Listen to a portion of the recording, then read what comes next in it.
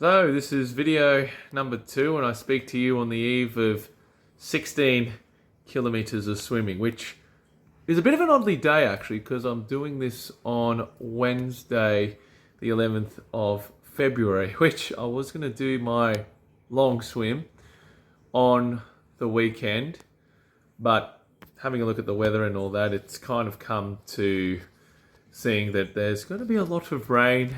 It's sort of hard when you sort of do a big goal. There's so much you have to think far ahead. Like as I said, weather. Like the last time I got pitched by weather, but this time I know it's a Thursday, but we've just got to sort of take it and run the mile. But the short of it is so Thursday the 12th, which will be tomorrow. Basically, the jetty where I'll be swimming is fine and flat, and then the whole weekend it's going to be raining and. Plus it's the Bathurst 12-hour on the Sunday, so I'm going to use that as a recovery day. But it's even sometimes a bit of a revelation, and it's going to sound very profound what I'm going to say. Doing a big achievement and achieving high, there is a certain element of selfishness one has to dig into. It's a very hard thing to talk about and very profound to talk about, but the amount of brain power I'm having to use to think ahead, the waking up early, not waking up my wife. She gave me a Apple Watch, but I do have a phone as a failsafe, and I'm lucky I've got the support behind me, and I'm lucky in a life situation where I can pursue this big goal that will hopefully inspires, but also for me, it's just a bucket list thing. Like as I said last time I did the video, and I throw a lot at it, but we don't know what tomorrow brings, and this might be the only chance I get to do something like what I'm doing. And you just got to make that investment of saying, right, let's just do something wholehearted. Not to say you don't have to think of peripherals or what's going on, or maybe having to save for groceries or anything like that. Of course, you have to be calculated in decisions like that. But doing it right and being calculated and appreciating what you have behind you, appreciating those behind you, and appreciating the opportunities you make yourself as well. That's, I believe, it's the secret. But anyway, it's 9:30. It's a little bit past my bedtime. Usually I'm in bed before 9 o'clock, so I'm getting up at 4:30. But no, tomorrow it's the jetty, 16 Ks to go.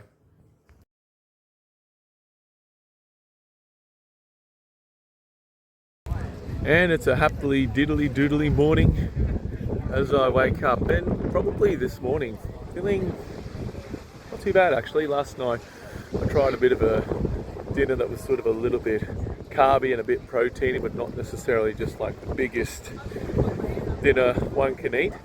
But yeah, just even yesterday was a bit warm, but so sweated out a bit. But today, sort of feeling really switched on.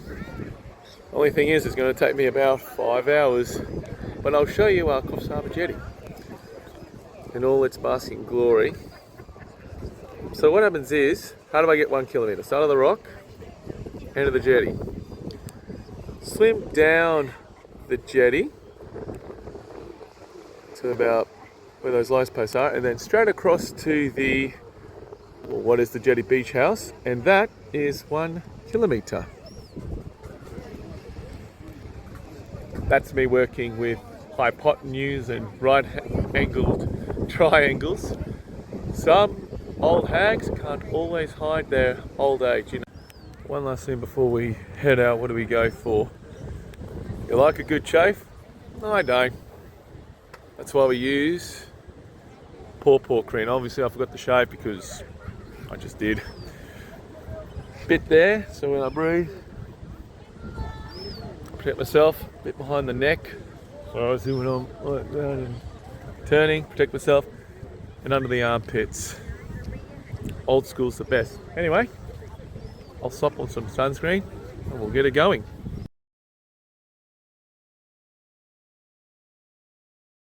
Oh well, a bit after 10 o'clock, so not quite 2.5 hours, and 8K's done. Getting up a bit. These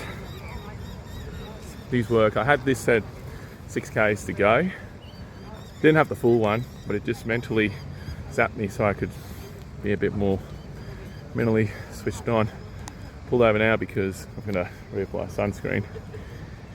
Oh well, stay with it. Up here a bit longer, out there even further.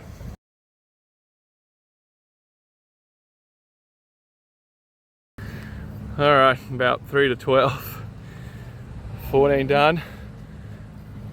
2 left. Hard thing is getting out of the water, like just trying to reset. Sort of the indigestion. Yeah, about 12Ks, you start getting a bit refluxy, but yeah, 14, I just had a few armors and a quick ease. Anyway, one last endura.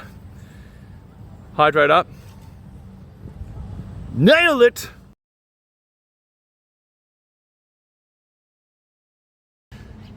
Officially 4 hours 57 minutes. Imagine when I got about 100 meters away from the jetty and I put the hammer down, around, and then in, just trying to see how much energy we had, and the old system saying goes, how your practice is how you're going to play. I feel good.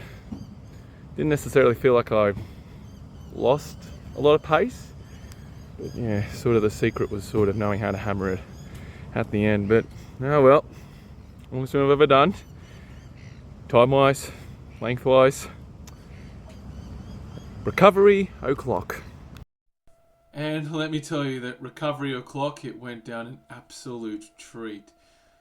Just had a good soaking float in the magnesium bath and good muscle relaxant. And then the next day I basically went for what I call a rollout set in swimming. So I didn't even have a set, basically just go as far as I wanted to go in, say, 45 minutes and just roll out those muscles, do a bit of free, bit of back.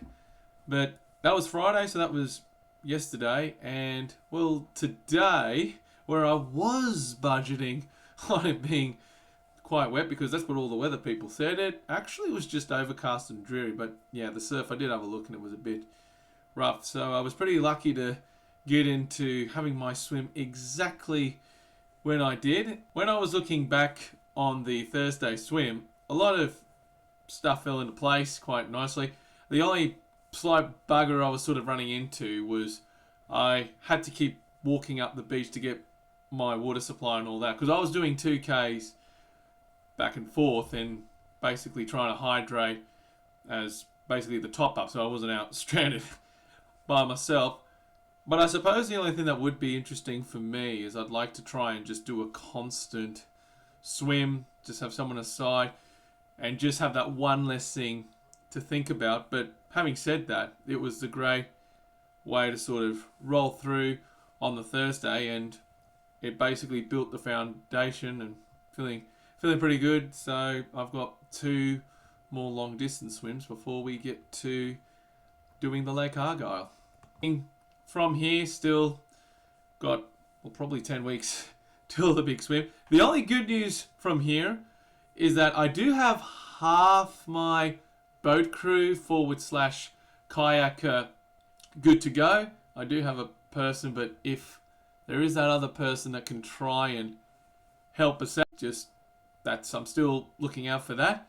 But having said that, just taking it really week by week in focusing how we're sort of going to get there, and even planning, a bit of time off in Western Australia. But it's coming quickly. That's really all I can say. Really, to finally take it from here, it's obviously February. We're just going to roll through it. But then come March, I do have a swimming competition on, which is the local ocean swim that I will admit I have actually won a 2K before in the past, which I'm pretty excited about. But even then, trying to still fit in that 18 kilometer swim and still keep prepped and all that, just making sure that those little 1%ers, although they don't sound like much, just keep falling into place and taking it from there. But hopefully the next time I do a big swim, I'll probably try to do it with maybe just a little bit more than me, myself, and I, so you can actually videotape and see what I get up to. Really, all I'm going to do now is sign off with this video by saying that, we've broken the back of training, endurance distance. So I've got 2 basically long swims to go, and then I will have the event. But for you taking this journey with me and seeing what I'm getting up to, hope this brings something to you, or even if you are aspiring to do swimming or do a big goal, you learn and take something away. But till then, I'll sleep tight. I'll go and watch my 12 hours of Bathurst and see who's going to win. I think Chaz Mostert and Cam Waters and Tom Randall, they'll rock it. I do miss Craig Lowndes though. But anyway, I'll sign off for February, and thank you all for watching.